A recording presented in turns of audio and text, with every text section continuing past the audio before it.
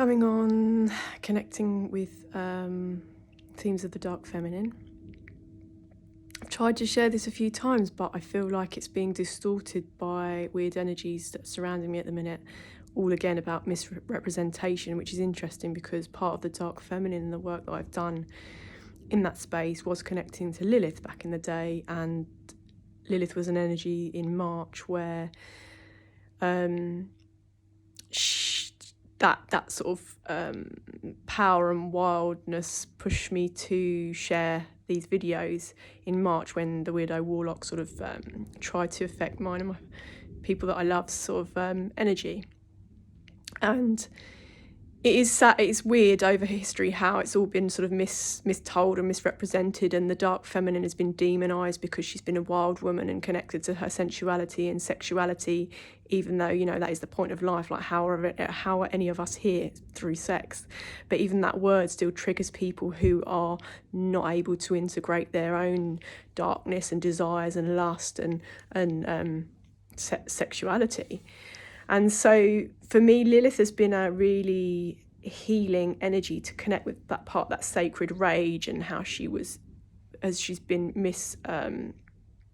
misrepresented over time. She was Adam's, and regardless of views, religion, Bible, whatever, but someone shared with me an extract from a book recently, and I already knew it from the the series Lucifer, I think it was on Netflix. And whether we believe in devil or I believe in energies, so, you know, not worried about any of that. But I knew back in the day that Lilith was Adam's first wife and Eve was the second wife. And it's interesting, this extract, what it revealed was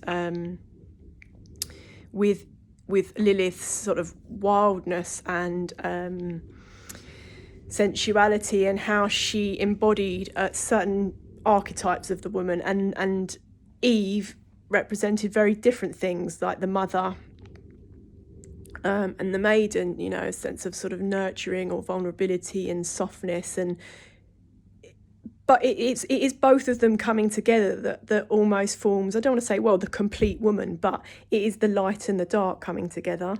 It is the balance of, and I'm not saying Lilith was only dark, because for me, like being a wild woman, like fuck knows why that has been demonized. I know that when I was traveling and how I've been misrepresented by people who maybe have less access to these kind of spiritual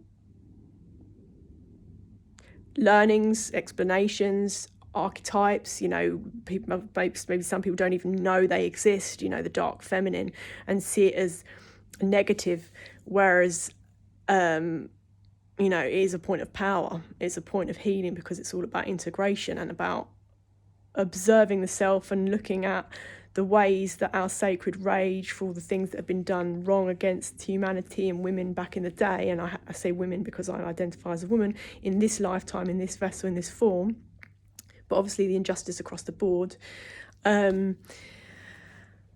And yeah, for me, I wanted to connect with, and I do get her coming through a little bit, is at the minute, is to honour Lilith and the dark feminine as a point of how I've healed a lot of things inside of me.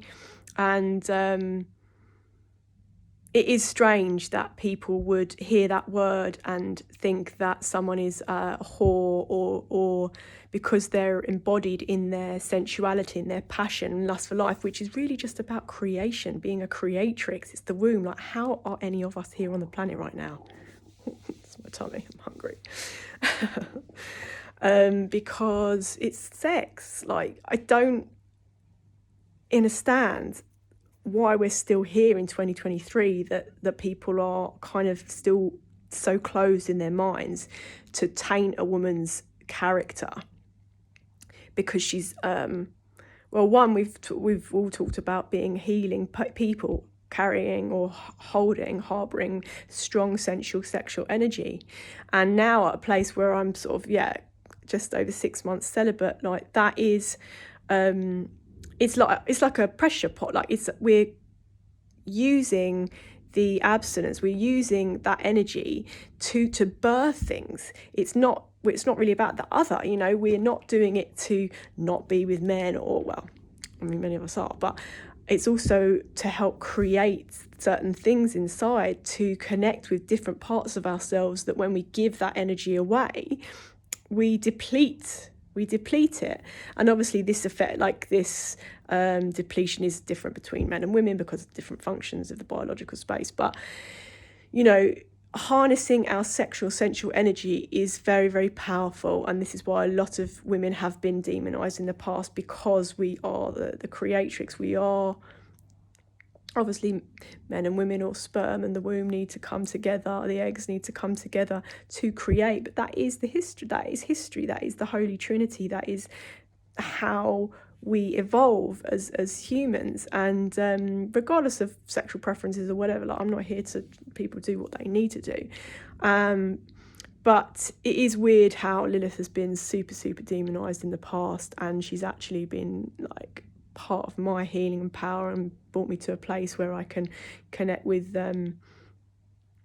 well, it's the mother, maiden, crone archetypes, which I've talked about before. You know, even Lilith sort of have the archetypes of the mother, maiden, crone together, and without the maiden, the vulnerability and the playfulness and the joy and the innocence, and the mother is the sort of embodied woman, and the wild and the tigress and the protector and the nurturer and the lover, and the crone being, you know, connected to higher self in a very, very different way, you know, unshaken by any change in social, economic sort of situations, and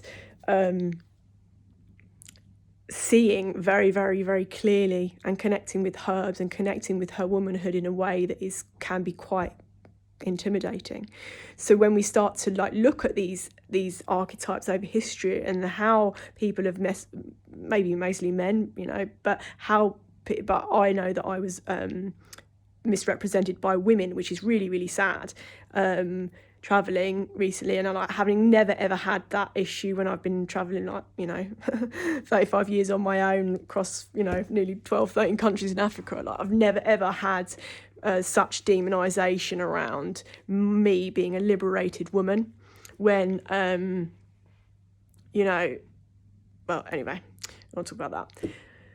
So yeah, I just wanted to, maybe it's because we're going into a darker period of time now, that I'm connecting with the darker energies, and having always been sort of liberated in my essential self, but it was more rooted in my south node. And excuse me, when people start to work on us, or have tried to back in the past, of sending succubus demons, or working with well, whatever they want to project onto us, and at points where we don't know this exists, or we can't protect ourselves, then it can affect us in different ways. But people that work in those realms tend to be based in the south node. And as we start to heal and look at our darkness, which, you know, is part of this sexual and sensual integration, and root chakra, sacral chakra, like the lower chakras, which is why a lot of people are still rooted down. They can't actually live fully in love, because it's like Jenga, like we can't activate higher chakras if we've not grounded, if we've not looked at our lower chakras, and our, you know, why are we now non-committal, or why do I only like this type of person, why do I attract emotionally unavailable men, or why do I do that? That's all root chakra, sacral chakra. These are all questions that we need to start like looking at ourselves, so that we can activate the heart and then tap into all the light and things that are coming through at the moment, 919. But sorry, it's a bit mixed. There's a part me, Vic, and there's a part channel here. So moving back, when people start to play in our energies, or want people to be pushed off their path from true love, when, you know, me being a very loyal, faithful person and been in committed relationships for on and off, you know, for the past sort of 10 years, that it's based in our, well, it connects to our perversions and lusts and desire and things in the south node. Whereas when we start to heal, we come more into our north node, which is where we find our true purpose, and that will connect, like, we've all got different signs in our, like, we're never just like, I'm Taurus, we're never just Taurus, you know, I've got a lot of, you know, other energies in my chart, we all have, and so this affects us differently. The North Node will find our true purpose and power, having grounded, healed, and being able to observe where our darkness comes from, and like what makes us tick in that space. And yeah, I think this is a mixed match of like wanting to honour Lilith as the original archetype, first woman, because she should never have been shunned in that way for what she was, and Eve, you know, being the creation of something, very different archetypes, and them two together creating the perfect woman. I can't remember if I've said this or not, because I've tried to get this video out a couple of times, so I might be repeating what's new. And so, yeah, as we move into the darker months now, maybe this is a point of more work for me. Maybe I'm sharing it because maybe it's the first time that people are hearing about these archetypes, or some of the women, whether they like me or don't dislike me, you know, being called to work with these. Sekhmet is obviously, and there's other energies I'm not going to talk about or share now, because that's just my personal journey. But, you know, there are darker feminine, the destroyer, you know, feminine energies and archetypes that really support our growth and our evolution. And as we're really like coming to the end of 2023 and moving into 2024, it being a number 8 year, really shedding like final karmic patterning around any unhealthy archetypes that we are playing out, or karmic patterning that we're playing out, and that can be connected to other people. Now, I've had to pull back from people because, and this is not saying someone's a bad person or not, because we have karmic and toxic ties or cycles going on. We all, it's a continual, well, until it's not. So, you know, some of us are on 3 year cycle, 7 year cycle, whatever, wherever we see our wounding. Once we know where we're at in terms of like fully healing it, or if we've come back to it but it's less, or anyway, it's kind of slightly digressing. But coming to the end of 2023, the darker months, I think that this is a time of real reflection. Like a lot of us, you know, don't celebrate a new year in January because it's darkness. It will obviously, the newness comes when the light emerges. In the spring, that's if we're in the Northern Hemisphere, where it's currently lovely and raining and cold, but give thanks for life and breath. So there is no rush at the minute. It is a lot of energies coming through. Like one day might be wiped out energetically, the next day might be like got a rocket on my bum. It's just how things are moving at the minute, and I know that a lot of us are, well, all of us are affected. Some decide to connect deeper spiritually or not.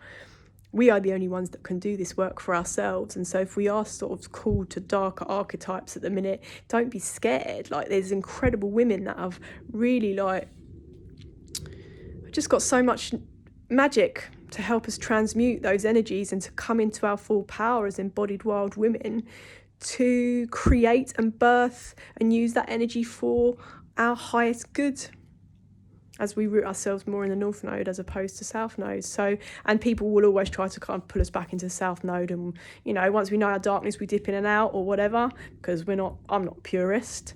I know I'm going to do silly things again, and I'll do them less than I ever have in my life. And we, you know, just get better consciously all the time. But it is a human experience, and we do feel weird things. And at the moment, the energy is intense. So I trust that, you know, a lot of us will work through this little hibernation period healthily, honouring the root chakra, you know, looking at the foods we eat, because really that gut-brain connection, like really food affects mood, like, and thoughts become things. If we're not looking at root chakra, sacral and solar, you know, to then really live in the heart space, well, we're missing out on so many opportunities at the minute. So yeah, just wishing everybody a beautiful like end of 2023, I think, and realising that, you know, light and dark together, integrated, comes oneness. Yeah, we can't ignore or banish the darkness. It's just not ever going to happen.